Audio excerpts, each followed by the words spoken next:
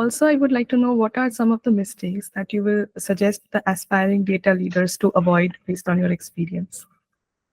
Yeah, that's a quite an interesting question, and that's something I can resonate upon. Is one of the common mistakes we do as a data savvy person or the data leader or a data stakeholder is we should make sure that we keep it simple, especially when working in a corporate industry, and especially when we are working with a blend of stakeholders. It is important that we keep it simple in terms of when we communicate with the non-technical stakeholders, right?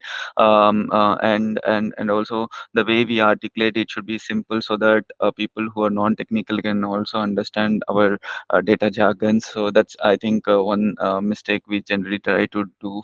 We are uh, we are quite excited to share what we are doing as a data professional, but we should make sure that the other person also understands. So it's important to keep it simple. That's one thing. Other thing is like one of the common mistakes I have observed is we focus less on the data governance part, and I think it is equally important that the data governance is well established in an organization.